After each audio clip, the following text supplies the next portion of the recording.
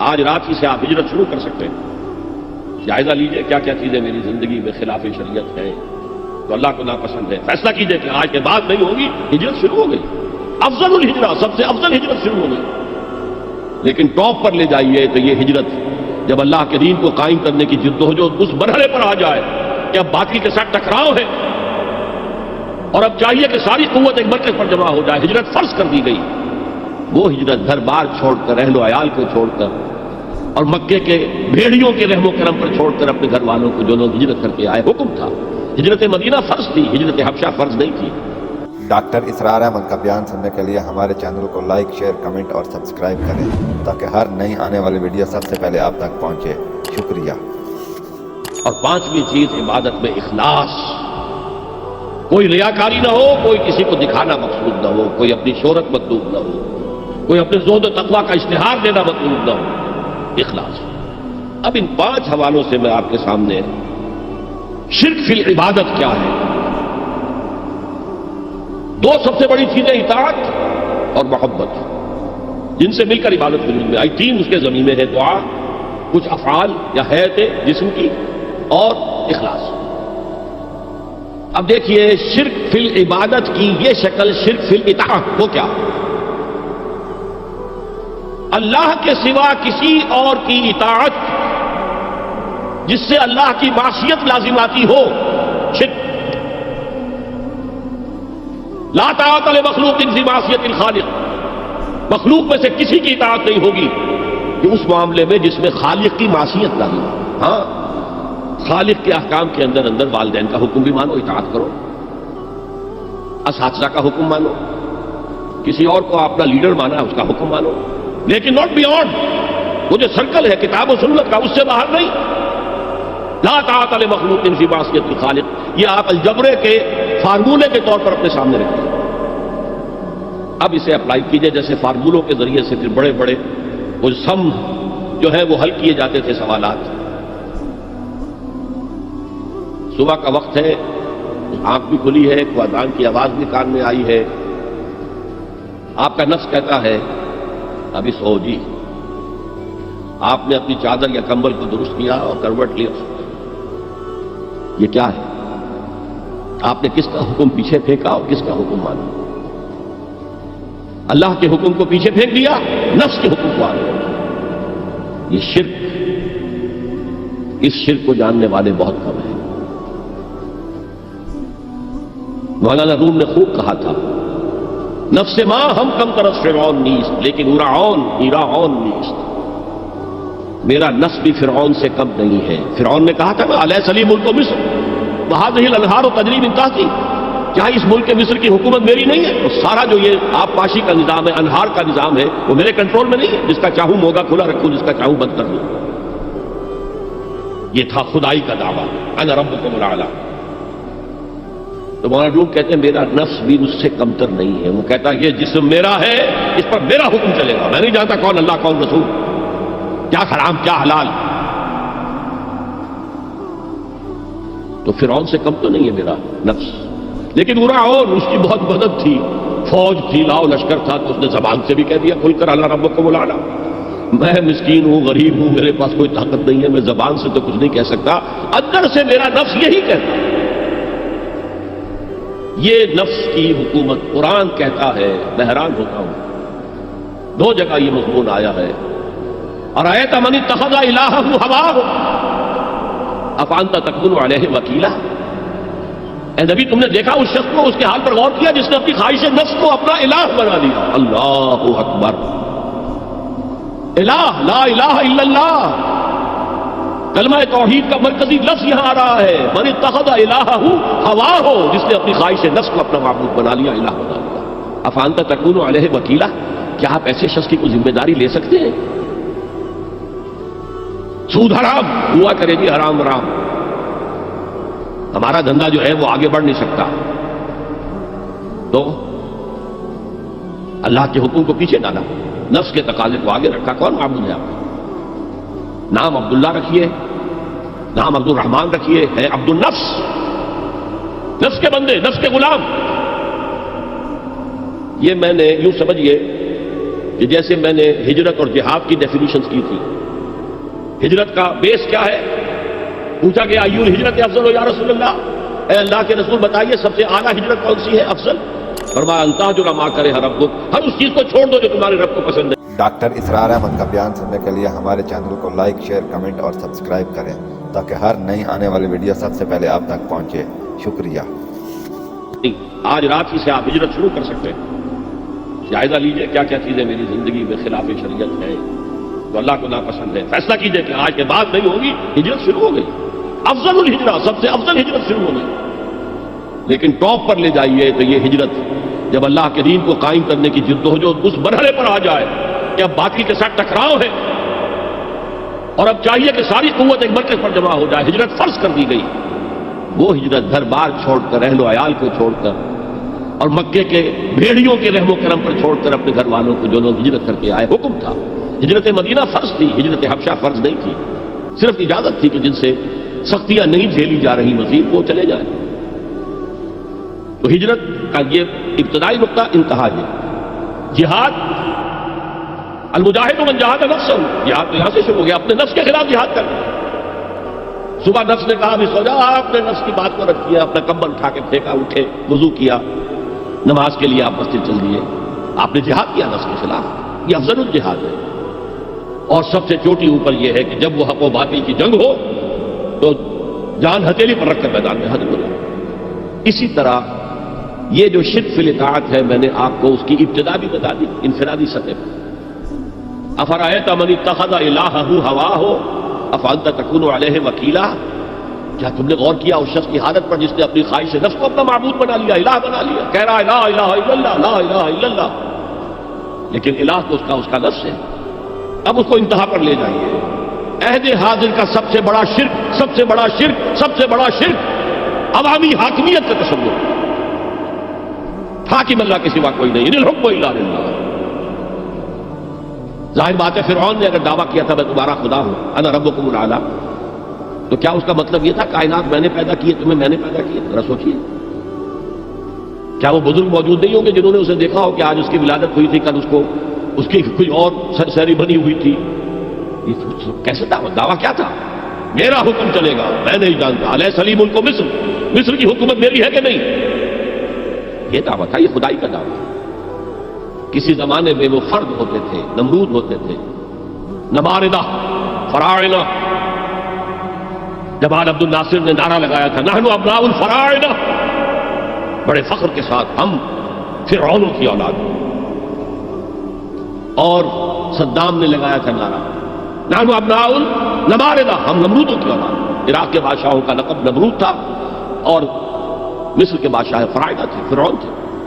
زمانے کا جب ارتقا ہوا ہے اور اس میں فیصلہ کن کام جو ہے وہ حضور نے صلی اللہ علیہ وسلم، جب حضور کی حیات طیبہ کے بعد خلافت انفرادی سے اجتماعی ہو گئی۔ جب تک نبوت جاری تھی نبی ہی خلیفہ ہوتا تھا، اس کی ہاٹ لائن اللہ کے ساتھ وحی کی لگی ہوئی ہے، ادھر سے حکم آتا ہے وہ امپلیمنٹ کرتا ہے، جہاں اس کا حکم نہیں ہے وہ اپنا بیسٹ ججمنٹ استعمال کر کے فیصلہ کرتا ہے۔ یہی ہے وائس جیرنسی، یہی ہے خلافت، ایسنس آف خلافت یہی ہے۔ جیسے وائس رائے دلی میں ہوتا تھا، ہمارا بادشاہ یا ملکہ تو انگلستان میں ہوتا تھا۔ اب جو ہز میجسٹیز گورنمنٹ یا ہر میجسٹیز گورنمنٹ سے حکم آیا، وائس رائے اس میں کوئی تغیر و تبدل نہیں کر سکتا، he has to implement it as such. جہاں کوئی حکم نہیں ہے تو وہ مقام پر بیٹھا ہے، آن دی اسپاٹ ہے، حالات کو دیکھے اور جو مملکت اور کنگڈم کی مصلحت میں سب سے بہتر نظر آئے وہ فیصلہ کرتا ہے۔ لیکن حضور پر نبوت ختم تو خلافت کلیکٹو ہو گئی، خلافت المسلمین۔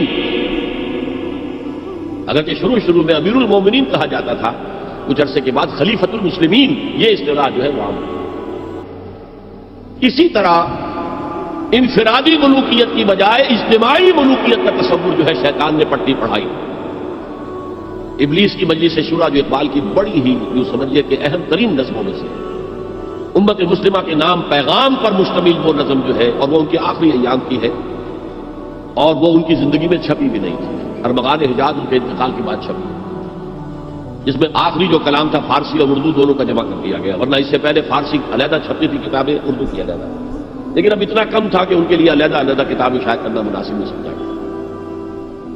ابلیس نے مجلس شورا بلائی، ایک مجلس شورا کے جو رکن نے کہا کہ دیکھو جمہوریت کا دور آ گیا ہے، اب ہماری ابلیسیت کو تو بڑا خطرہ ہے، ابلیسی نظام تو ختم ہو جائے گا، جمہوریت توڑ دی بندوں نے آقاؤں کے خیموں کی تناب، یہ تو عوام نے جو ہے اپنے آقا بیرنز اینڈ لارڈز اور بادشاہوں کے خیموں کی تنابیں توڑ دی، گرا دیے خیمے، یہ تو انقلاب آ رہا ہے، میرے آقا وہ جہاں زیر و زبر ہونے کو ہے، جس جہاں کا ہے فقط تیری سیاست پر مدار۔ ابلیس کیا کہتا ہے بڑے ٹھنڈے انداز میں، ہم نے خود شاہی کو پہنایا ہے جمہوری لباس، جب ذرا آدم ہوا ہے خود شناس و خود نگر۔ آج آدمی میں ایک سیلف امپورٹنس پیدا ہو چکی ہے۔ یہ بادشاہ کون ہوتے ہیں جو ہمارے سروں پر مسلط ہے، محلوں میں رہتے ہیں، عیش کرتے ہیں، جو خون پسینہ جو ہے وہ کسان کر رہا ہے؟ ابھی انڈسٹریل ریولوشن تو نہیں ہوا تھا، وہ ساری بات جو تھی وہ زرعی معیشت تھی، خون پسینہ وہ کرتا ہے، فصل میں سے لائن شیئر آ کر بیرن اور لارڈ وہ لے گیا، اور اس میں سے ایک حصہ اس نے بادشاہ کو پکڑا، ایک اپنے پاس رکھا، ظالمانہ نظام ہے۔ تو ہم نے دیکھا کہ انسانوں میں کوئی شعور پیدا ہو گیا، خود شعوری، تو ہم نے ملوکیت کو ڈھال دیا نئے سانچے میں، ہم نے خود شاہی کو پہنایا ہے جمہوری لباس۔ وہ گندگی جو فرعون کے سر پر ٹنوں کے حساب سے رکھی ہوئی تھی، ہم نے کہا تولا تولا سب میں تقسیم کر دو، ایک ایک ووٹ سب کے ہاتھ میں دے دو اور کہہ دو تم حاکم ہو۔ ہم نے خود شاہی کو پہنایا ہے جمہوری لباس، جب ذرا آدم ہوا ہے خود شناس و خود نگر۔ تو نے کیا دیکھا نہیں مغرب کا جمہوری نظام، چہرہ روشن اندرون چنگیز سے تاریخ تک، it is the dictatorship of the capitalist, جسے جمہوریت کا نام دیا جا رہا، کھیل ہے، تماشا ہے۔ تو آج کی دنیا کا سب سے بڑا شرک اسے کوئی جانتا ہی نہیں، وہ شرک فی العقیدہ ان کو معلوم ہے، اور اس کے اوپر فتوے بھی وہ لگا دیں گے۔ کوئی قبر کے سامنے کھڑے ہو کر کوئی دعا کر رہا ہے، کسی کو رکوع کر لیا، کسی نے سجدہ کر لیا، تو خیر ٹھیک ہے، تو ایک شرک جلی ہو رہا ہے، وہ تو معلوم ہے، اس کی نفی ہو رہی ہے۔ لیکن یہ وہ تھے شرک جو پہلے تھے، آج کا شرک بالکل اور ہے۔ آج کا شرک دو میں گنوا دیتا ہوں آپ کو، ایک ہے عوامی حاکمیت کا تصور، ایک ہے مادہ پرستی کا تصور۔ مادے پر سارا توکل اور اعتماد ہے، اللہ پر کہاں توکل رہا، کہاں اعتماد رہا؟ میٹیریلزم یہ ایک مذہب ہے، یہ فلسفہ ہے۔ بہرحال اطاعت کے ضمن میں شرک فی الاطاعت کیا ہے؟ انفرادی سطح پر نفس پرستی، نفس کو اپنا معبود بنا لینا، اجتماعی سطح پر عوام کی حاکمیت، بدترین شرک۔ اب آئیے محبت، شرک فی المحبت کیا ہے؟ اگر کسی بھی شے اور کسی بھی انسان کی محبت اللہ کی محبت سے بڑھ جانا تو دور کی بات ہے، برابر بھی آ کر ہم نشین ہو گئی، بیٹھ گئی، تو یہ شرک ہے۔ والذین آمنوا اشد حبا للہ، جب تک اشد محبت آپ میں اللہ کی نہیں ہوگی، اگر کوئی اور شے محبوب ہے تو من الناس من یتخذ من دون اللہ اندادا یحبونہم کحب اللہ، لوگوں میں سے ایسے بھی ہیں جنہوں نے اللہ کو چھوڑ کر کسی اور چیزوں کو مد مقابل بنا لیا ہے، ان سے وہ محبت کرتے ہیں جو اللہ سے کرنی چاہیے تھی۔ توحید کا تقاضا ہے لا محبوب الا اللہ، لا مطلوب الا اللہ، لا مقصود الا اللہ، مقصود و مطلوب اور محبوب حقیقی اللہ کے سوا۔ اور وہ آیت میں آپ کو سنا چکا ہوں، سورہ توبہ کی آیت نمبر 24، انتہائی لرزا دینے والی آیت۔ قل ان کان آباؤکم وابناؤکم واخوانکم وازواجکم وعشیرتکم واموال اقترفتموها وتجارۃ تخشون کسادها ومساکن ترضونها احب الیکم من اللہ ورسولہ وجہاد فی سبیلہ فتربصوا حتی یأتی اللہ بامرہ واللہ لا یہدی القوم الفاسقین۔ اے نبی ان کے کان کھول دیجئے، اچھی طرح سنا دیجئے کہ اے لوگوں، اے ایمان کے دعوے دارو، اگر تمہیں اپنے باپ، اپنے بیٹے، اپنے بھائی، اپنی بیویاں یا بیویوں کے لیے شوہر اور اپنے رشتہ دار اور اپنے وہ مال جو بڑی محنت سے کما کر کھٹے بھرے ہوئے ہیں اور اپنی وہ تجارت جس کی کساد بازاری کا تمہیں اندیشہ رہتا ہے مندہ نہ ہو جائے، اور اپنے وہ محل، اپنی حویلیاں جو تم نے تعمیر کی ہیں اور بہت تمہیں محبوب ہیں، انہیں خوب فرنش کیا ہے، اگر یہ 8 چیزیں محبوب تر ہیں اللہ سے اور اللہ کے رسول سے اور اللہ کی راہ میں جہاد سے، تو جاؤ دفعہ ہو جاؤ، وہاں بیٹھ کر انتظار کرو یہاں تک کہ اللہ اپنا فیصلہ سنا دے، اور اللہ ایسے فاسقوں کو کبھی ہدایت نہیں دیتا۔ 8 چیزیں اقبال نے بہت خوب کہا ہے، یہ مال و دولت دنیا، یہ رشتہ و پیوند، 5 قریب ترین رشتے آ گئے، باپ، بیٹا، بھائی، زوجین اور رشتہ دار۔ رشتہ و پیوند یہ جوڑنے والا، اور مال و دولت دنیا کی 3 شکلیں آ گئی۔ دولت جو آپ اپنی بیلنس شیٹ کو دیکھ دیکھ کر آپ اس میں خوش ہوتے ہیں، اب ہمارے ایسٹس کی یہ قیمت ہو گئی ہے، اور وہ مکانات جو آپ نے بنائے بڑے محبوب ہیں، اور ایسے بنائے ہیں، قرآن مجید میں آتا ہے لعلکم تخلدون، ایسے بنا رہے ہیں تمہیں ہمیشہ رہنا ان مکانوں کے اندر، اور وہ کاروبار جن میں تمہیں اندیشہ رہتا ہے کہ کہیں کساد نہ ہو جائے، کوئی ڈپریشن نہ آ جائے۔ یہ 8 چیزیں، یہ مال و دولت دنیا 3، یہ رشتہ و پیوند، بتان وہم گما لا الہ الا اللہ، یہ سب وہم و گمان کے بت ہیں جن کی پرستش میں تم لگے، ان سب کی پرستش چھوڑو تو لا الہ الا اللہ کہا کرو۔ اب اس اصول کو بھی اپلائی کرنا شروع کیجیے۔ آئیے انڈیویجول لیول پر، دولت کی محبت، اگر آپ کو دولت کی محبت آمادہ کرتی ہے کہ اللہ کے حدود کو پامال کرے، حرام ذرائع استعمال کرے، دولت آنی چاہیے، حلال سے ہو، حرام سے ہو، جائز سے ہو، ناجائز سے ہو، بائی ہوک اور بائی کروک دولت آنی چاہیے، تو آپ کی محبوب حقیقی کون ہوئی؟ دولت۔ یہ دولت آپ کی معبود ہے۔ کون بڑے سے بڑا موحد اس شرک کا احساس رکھتا ہے؟ اور حضور نے اس قدر کلیئر فرمایا ہے، تعس عبد الدینار وعبد الدرہم، ہلاک ہو گیا یا ہلاک ہو جائے، یہ کلام خبریہ ہے یا یہ بددعا ہے؟ تعس عبد الدینار وعبد الدرہم، درہم و دینار کا بندہ ہلاک ہو جائے۔ نام عبد الرحمن ہے، حقیقت میں عبد الدینار ہے، عبد الدرہم۔ درہم و دینار آنے چاہیے، جائز سے یا ناجائز سے، حلال سے یا حرام سے، صحیح سے یا غلط سے، بھائی حکم بھائی، تو معبود کون ہوا؟ ہمارے ہندو بھائیوں نے کیا کیا؟ لکشمی دیوی دولت کی دیوی ہے، اس کی پوجا کرتے کس لیے؟ مطلوب کیا ہے؟ دولت۔ اس کی پوجا وہ خوش ہو جائے تو دولت ملے گی۔ ہم نے کہا ہٹاؤ جی اس دیوی کو بیچ میں سے، ہم براہ راست ہی پوج لیں، بس یہی تو فرق کیا ہے۔ عبد الدینار و عبد الدرہم، یہ ہے انفرادی سطح پر شرک فی المحبت، جو روح عبادت ہے، جو عبادت کی جان ہے، محبت، غایت الحب ما غایت الذل والخضوع۔ اور ٹاپ پر لے آئیے، آج کی دنیا اجتماعیت کے میدان میں، اگرچہ اب زمانہ بدل رہا ہے، لیکن تقریباً 1 صدی سے نیشن سٹیٹس، وطن کی بنیاد پر قومیت، وطن محبوب ترین شے، جو شے میرے وطن کے لیے صحیح ہے وہ میں کروں گا، چاہے وہ غلط ہو، وہ حرام ہو، اللہ کے قانون کے خلاف ہو، لیکن میرے وطن کے لیے ہوگا۔ وطن زندہ باد، یہ وطن پرستی۔ اس وطن پرستی کے مذہب کی ایک نماز بھی ہے، ترانہ ہو رہا ہے تو کھڑے ہو جاؤ، قنوت، کھڑے ہو جانا عبادت کا حصہ ہے، اس کا جھنڈا سلامی دو۔ یہ وطن کے معبود کے ریچولز ہیں، مذہب وطنیت۔ اسی لیے اقبال نے کہا تھا، اس کو سمجھا نہیں کسی نے،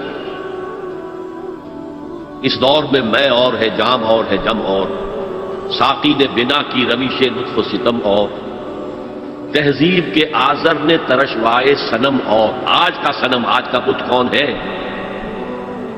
تہذیب کے آزر نے ترشوائے صنم اور، مسلم نے بھی تعمیر کیا اپنا حرم اور۔ ان تازہ خداؤں میں بڑا سب سے وطن ہے، جو پیرہن اس کا ہے وہ مذہب کا کفن۔ خدا پرستی، یہ وطن کی لکیر سے تم اور ہو گئے، میں اور ہو گیا۔ لکیر،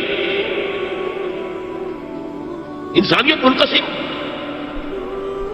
جو تمہارے وطن کے لیے ٹھیک ہے وہ تم کرو گے چاہے وہ اخلاقاً غلط، اور جو میرے وطن کے لیے ٹھیک ہے وہ میں کروں گا چاہے اخلاقاً غلط۔ یہ کون سا دین؟ یہاں تو وطن تمہارا معبود بنے۔ پاکستان میں بڑا شور اٹھا تھا جب میں نے کہا تھا کہ جھنڈے کو سلامی دینا شرک ہے اور ترانے کے وقت کھڑا ہو جانا شرک ہے۔ اور میں کبھی بھی تقریبات میں جاتا ہوں، اقبال ڈے ہو رہا ہے، کچھ اور ہو رہا ہے، میں ان تقریبات کا مقرر نہیں ہوں، لیکن جب بہت زور دیتے چلا جاتا ہوں۔ لیکن وہاں ترانہ پڑا جاتا میں بیٹھا رہتا، میں کھڑا رہتا، اور اس پر چیبیں گوئیاں ہوتی ہیں اخبارات کے کہ میرے نزدیک یہ وطن کی نماز پڑھ رہے ہو، تمہارا یہ قنوت اور وطن کا ترانہ، اس میں حمد ہو رہی ہے وطن، یہ کیا ہے؟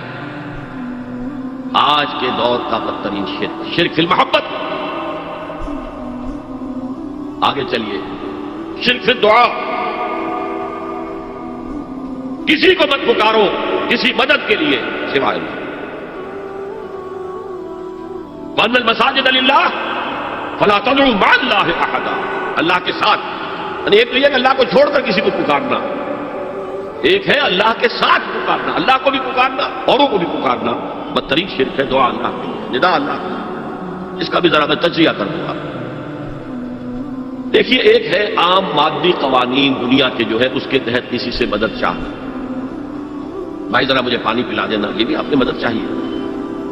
حضور کے بارے میں تو آیا ہے کہ آپ اتنے خوددار تھے صلی اللہ علیہ وسلم کہ اگر سواری پر ہوتے تھے اور آپ کا گھوڑا نیچے گر جاتا تھا تو کسی سے یہ نہیں کہتے تھے کہ یہ گھوڑا مجھے اٹھا کے دے دو، بلکہ خود سواری سے اتر کر گھوڑا اٹھا۔ تو یہ جو قانون مادی ہے اس کے تحت مدد مانگنا کوئی بری بات نہیں ہے، کوئی غلط بات نہیں۔ ماورائی اعتبار سے، غیبی اعتبار سے کسی سے مدد مانگنا کسے باشد کوئی ہو، شرک، شرک فی الدعا۔ ان المساجد للہ فلا تدعوا مع اللہ احدا۔ ایک ہے استعارتن، استعارتن اقبال کہتا ہے ہمالا ہے فصیل کشور ہندوستان، تو یہ خطاب بالکل ایک استعارہ سا ہے۔ اسی معنی میں مولانا حالی نے اپنی مسدس کے اختتام پر جو مناجات لکھی ہے، خاصہ خاصہ نے رسول وقت دعا ہے، امت نے تیری آ کے جب وقت پڑا ہے، وہ دی جو بڑی شان سے نکلا تھا وطن سے، پردیس میں وہ آج غریب الغربا۔ تو اس معنی میں اس لفظ استعمال ہو جائے تو اس پر بہت زیادہ الرجک بھی نہیں ہونا چاہیے، لیکن غیبی طور پر کسی کے بارے میں یہ عقیدہ رکھ کر کہ وہ میری مشکل کشائی کر سکتا ہے، حاجت روائی کر سکتا ہے، میری مدد کر سکتا ہے، یہ شرک ہے، اور اس کے شرک ہونے میں کوئی شک نہیں۔ ان المساجد للہ فلا تدعوا مع اللہ احد۔ اب دیکھیے، ہمارے یہ فرشتے یہاں بیٹھے ہیں نا، ہم کہہ سکتے ہیں ذرا بھائی میرا یہ کام کر دینا؟ نہیں کہہ سکتے۔ جبرائیل کو پکار سکتے ہیں، اے جبرائیل ذرا میرا یہ کام کر دینا؟ نہیں، وہ عالم غیب کی ہے۔ کسی ولی اللہ کی روح کو پکار کر کہنا کہ میری یہ مشکل دور کر دے؟ نہیں، اللہ سے کہے، اللہ کو پکارے، اللہ جس کے ذریعے سے چاہے آپ کی ضرورت پوری کر دے۔ اس ضمن میں کہوں گا کہ شاہ ولی اللہ دہلوی نے ایک بات کہی ہے، اگرچہ مجھے اس کی کوئی دلیل اپنے طور پر انڈیپینڈنٹلی کتاب و سنت میں نہیں ملی ہے، لیکن شاہ صاحب کا ایک مقام مرتبہ ہے جو میری نگاہ میں بہت بلند ہے۔ میرے نزدیک دو عظیم شخصیتیں عالم اسلام کی، امام ابن تیمیہ اور امام غزالی کو جمع کریں تو شاہ ولی اللہ بنتے ہیں، اتنی عظیم شخصیت ہے۔ انہوں نے یہ لکھا ہے کہ جو اللہ کے برگزیدہ بندے ہوتے ہیں، اولیاء اللہ تعالیٰ ان کی ارواح کو ان کے فوت ہونے کے بعد ملائکہ کے طبقہ اسفل میں شامل کر دیتے ہیں، اور وہ بھی جس طرح وہ ملائکہ اللہ کے احکام کی زمین میں تنفیذ کر رہے ہیں وہ بھی اسی کام میں لگ جاتے ہیں۔ میں نے عرض کیا کہ میرے پاس انڈیپینڈنٹلی کوئی دلیل نہیں ہے اس کے حق میں، لیکن شاہ صاحب کا فرمانا خود میرے لیے ایک درجے میں دلیل ہے۔ لیکن یہاں ایک تو یہ نوٹ کرنے کا، ملائکہ کا طبقہ اسفل، ملائکہ کا سب سے نچلا طبقہ، اور اللہ کے حکم کی تنفیذ کرتے ہیں تو فرشتے کر رہے ہیں، وہ بھی ہو، ہمیں اس سے کیا غرض ہے؟ ہم نہ فرشتے کو پکار سکتے ہیں اور نہ کسی ولی اللہ کو پکار سکتے ہیں، پکارو اللہ کو۔ قال ربکم ادعونی استجب لکم ان الذین یستکبرون عن عبادتی سیدخلون جہنم داخرین۔ تمہارا رب کہتا ہے مجھے پکارو، مجھ سے مانگو، میں تمہیں دوں گا، تمہاری دعا سنوں گا، قبول کروں گا، اور جو بربنائے تکبر مجھ سے نہیں مانگتے وہ جہنم میں داخل ہوں گے، ذلیل و خوار۔ حضور نے ایک بات مجھے متن یاد نہیں ہے، بہت پیاری فرمائی، دیکھو انسانوں سے تم مانگتے ہو کچھ تو ایک دفعہ تو اس کے ماتھے پر تیوری پر بل پڑ ہی جاتا ہے، یہ کیوں میرے سامنے ہاتھ سوال کیا، کیوں مجھے سے مانگ رہا ہے، چلیے بعد میں کچھ وہ دے ہی دے، ناگوار کیا جاتا ہے۔ ارے اس سے مانگو جو کہتا ہے کہ مجھ سے مانگو اور میں دوں گا۔ وہ نہ مانگنے پہ ناراض ہے اس سے نہیں مانگتے. رات کی آخری ساعتوں میں یا جسے آپ کہتے ہیں the small hours of the morning، حدیث میں آتا اللہ نزول اجلال فرماتے، جس کو ہم نہیں جانتے کیسے نزول ہوتا، ذات باری تعالیٰ اس کے متعلقات کے بارے میں جو بات آگے قرآن میں حدیث میں وہ ہم مانتے ہیں. کیسا یہ ہم نہیں جانتے، اس کا ہاتھ ہے کیسا ہم نہیں جانتے، اس کا چہرہ ہے کیسا ہم نہیں جانتے، اس کی ساکھ ہے، اس کی پنڈلی ہے کیسی ہم نہیں جانتے، وہ سنتا ہے کیسے سنتا ہے ہم نہیں جانتے، کیا اس کے کان ہے، کیا اسے بھی ساؤنڈ ویوز کی ضرورت ہے سننے کے لیے، وہ دیکھتا ہے کیسے دیکھتا ہم نہیں جانتے، وہ اترتا ہے کیسے اترتا ہم نہیں جانتے. جو قرآن میں آ گیا حدیث میں آ گیا مان لیجیے بس. باقی یہ متشابہات میں سے ہے، اس کی کھود کرید میں پڑھو گے تو فتنے میں مبتلا ہوگے. ابتغاء الفتنۃ وابتغاء تاویلہ. لہذا حدیث میں آتا ہے کہ رات کی آخری ساعتوں میں اللہ سمائے دنیا تک نزول فرماتے ہیں اور پھر ندا لگتی ہے هل من سائل فأعطیہ، ہے کوئی سوال کرنے والا مانگنے والا کہ میں اسے دوں. هل من مستغفر فاغفر له، ہے کوئی گناہوں کی معافی چاہنے والا کہ میں اسے معاف کر دوں. ہم انٹا غفیل سو رہے ہیں، ہم تو مائل بکرم ہیں، کوئی سائل نہیں. راہ دکھلائیں کسے، رہنم منزل ہی نہیں، راہ کسے دکھائیں. اللہ کے راستے پر چلنے کا فیصلہ کرو، اللہ کی راہ میں جہاد کا فیصلہ کرو، پھر اللہ راستہ کھولے گا. والذین جاہدوا فینا لنہدینہم سبلنا. وہ لوگ کہ جو ہمارے راستے میں جہاد کریں، محنت کریں، مشقتیں کریں، ہم لازماً ان پر اپنے راستے کھولتے چلے جائیں. وہ دعا شرک فی الدعا، مانگو صرف اللہ سے، اللہ سے، اللہ سے. وہ چاہے کسی فرشتے کے ذریعے، چاہے کسی فوت شدہ ولی اللہ کی روح کے ذریعے سے، چاہے کسی کو بھی نہیں، براہ راست اپنے حکم سے. اس کی تو قدرت ہے جو چاہے کرے. کن فیکون، وہ جیسے بھی ہو وہ آپ کی ضرورت پوری کرے گا.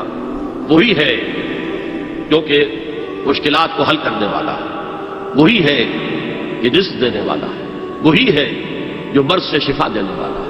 پکارو اسی کو، مانگو اسی سے. اب آئیے کچھ مراسم عبودیت ہوتے ہیں. مراسم رسم کہتے ہیں کسی چیز کی ظاہری شکل کو. رہ گئی رسم اذاں روح بلالی نہ رہی، فلسفہ رہ گیا تلقین غزالی نہ رہی. یہ قرآن کا بھی ہم اسے رسم الخط کہتے ہیں، رسم الخط. اور یہ حضرت عثمان کے زمانے میں فائنل ہوا کہ یہ اس طریقے سے لکھا جائے.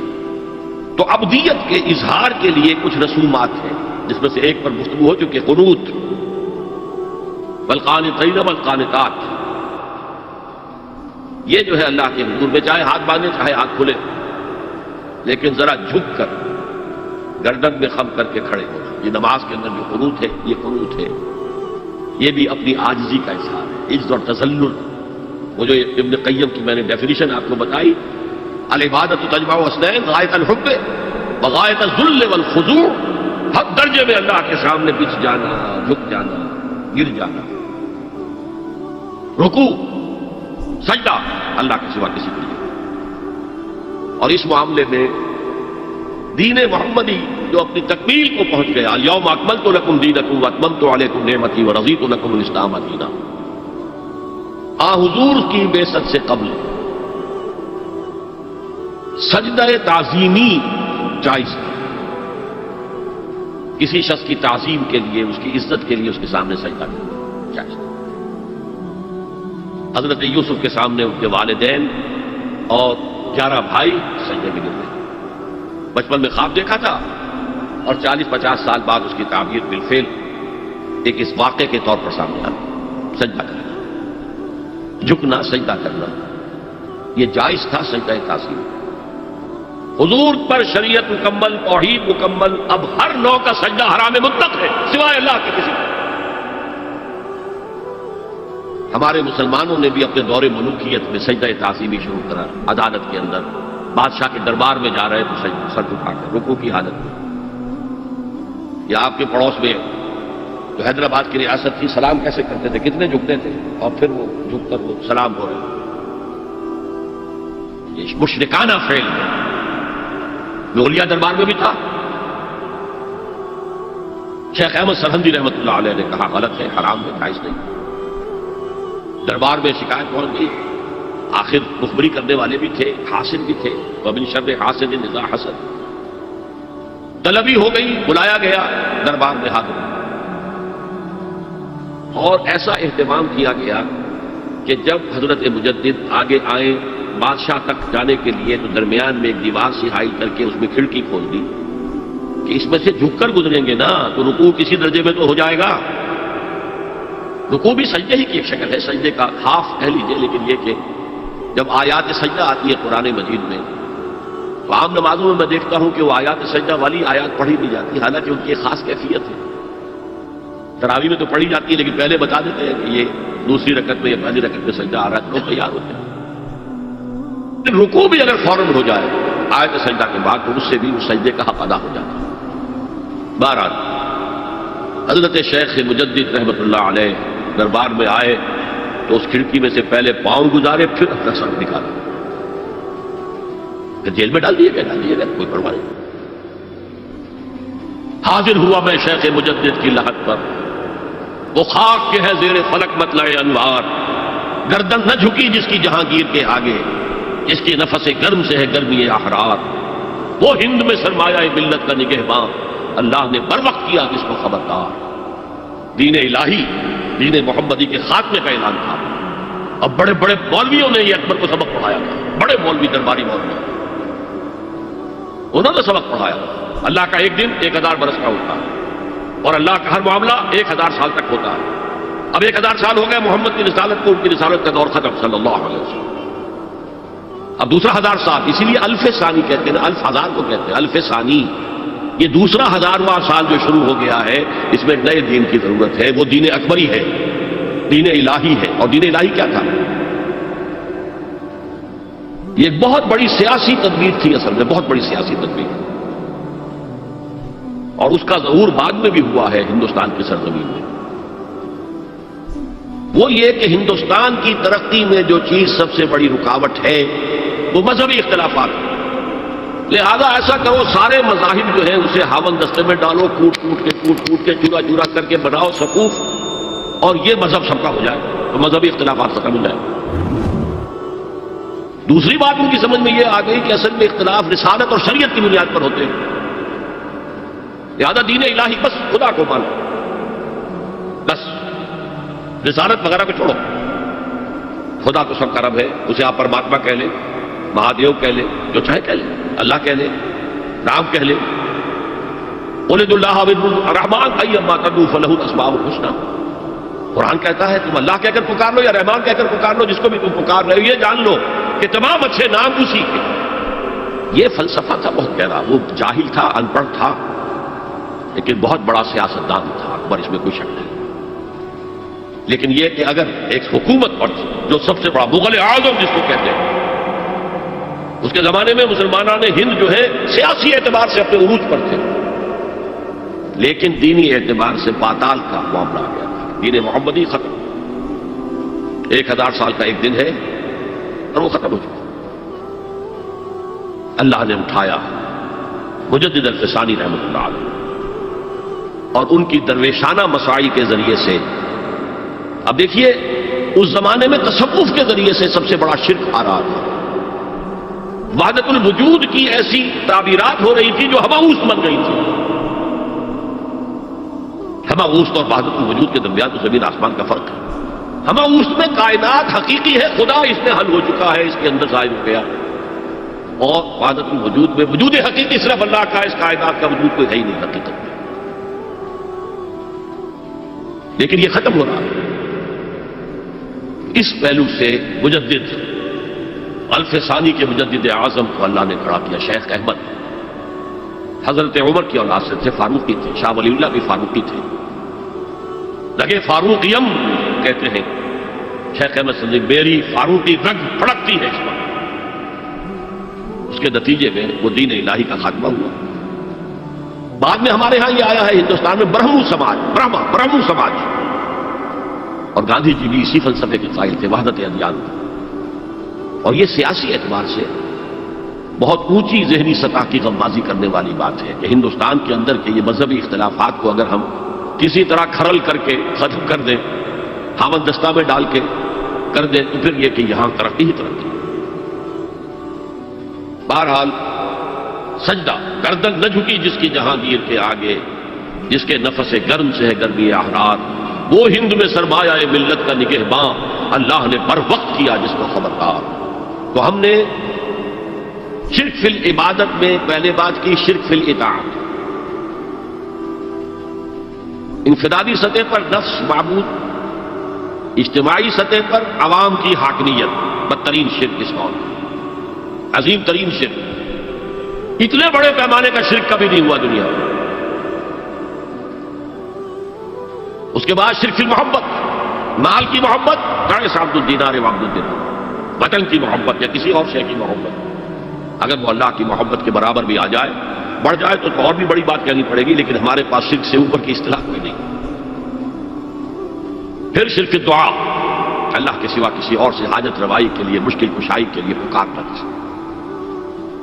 پھر شرک فی مراسم العبودیہ، قنوت ہے، رکوع ہے، سجود ہے، یہ ذل والخضوع کی، کسی کے سامنے جھک جانے کی ایک علامت ہے، سمبل۔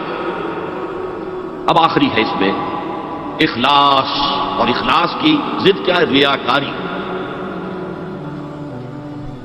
کوئی عبادت اگر دکھاوے کے لیے کی جائے وہ شرک،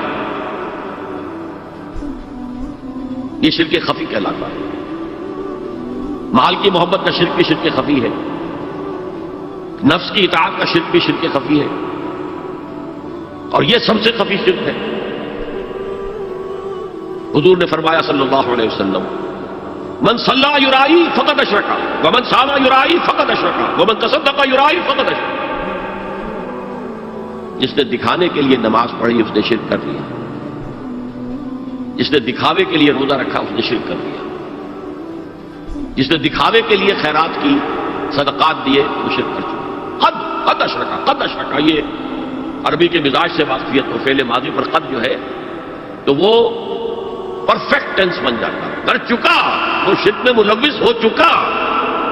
من صلی یرائی فقد اشرکا، من صام یرائی فقد اشرکا، ومن تصدق یرائی فقد اشرکا۔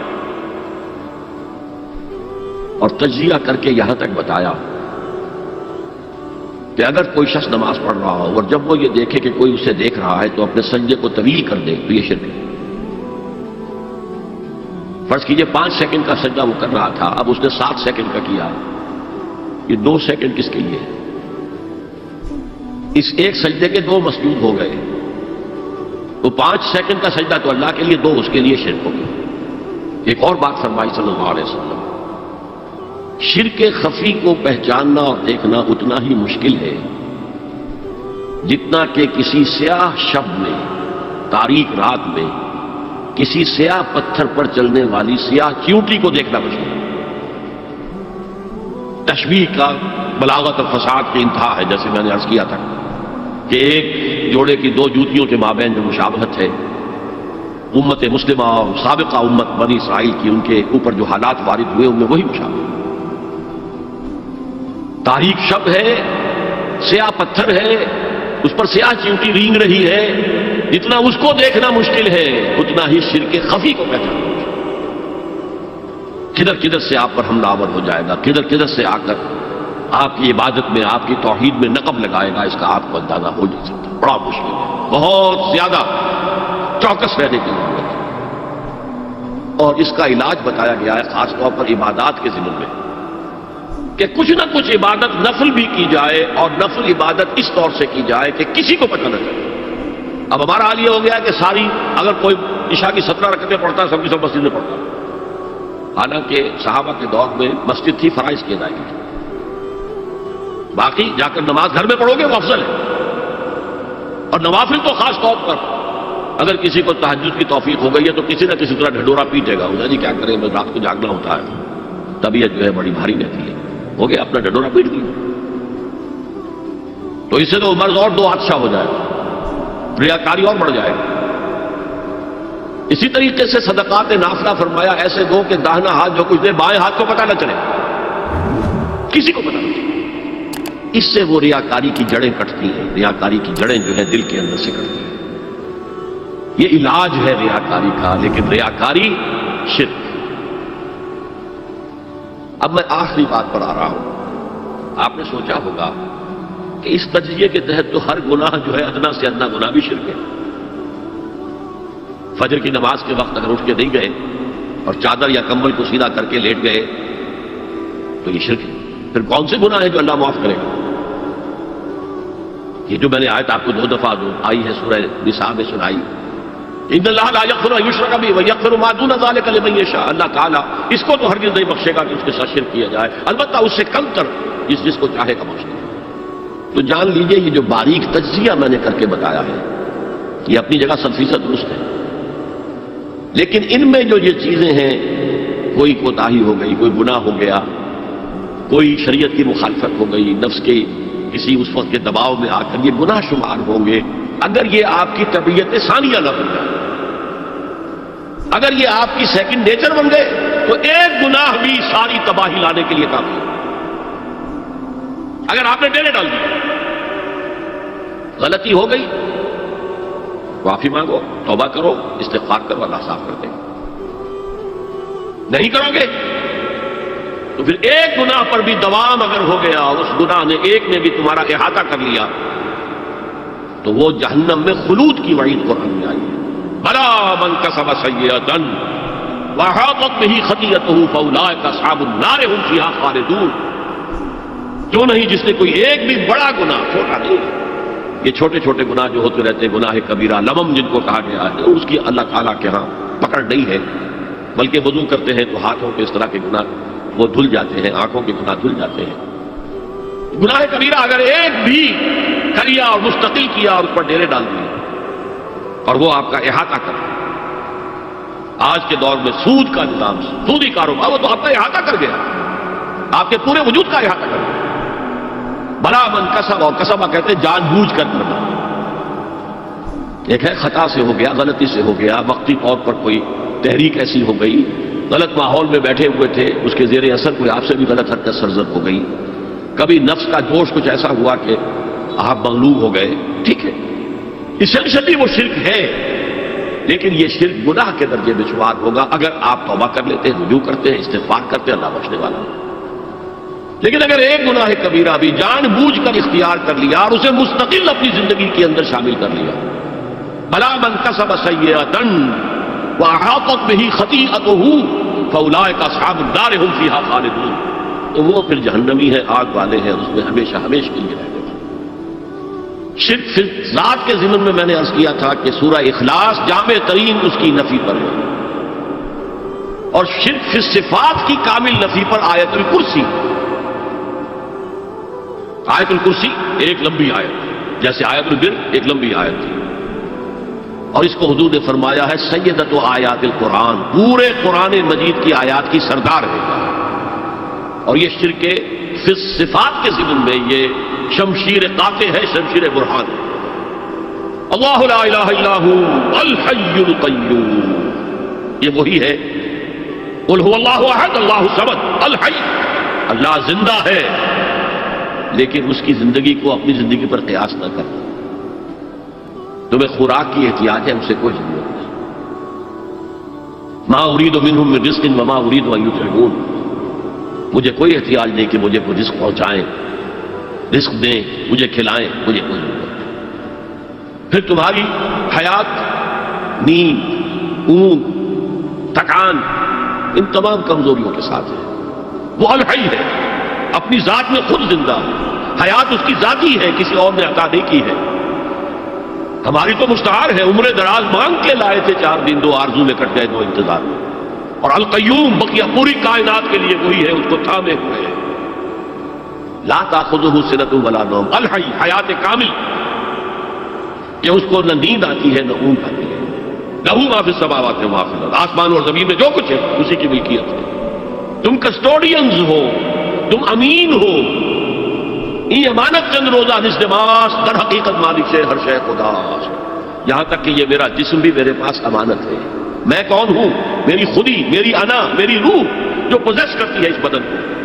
لیکن یہ پوزیشن ملکیت کا نہیں ہے، امانت کا ہے. یہ امانت، یہ ہاتھ بھی امانت ہے، میری زبان بھی امانت ہے، میری آنکھیں بھی امانت ہے. من ذا الذی یشفع عنده الا باذنہ، یہ یہاں پر انداز بڑا پرجلال. کون ہے وہ جو شفاعت کر سکے اس کے دربار میں مگر اس کے اذن سے. کسی کا ذاتی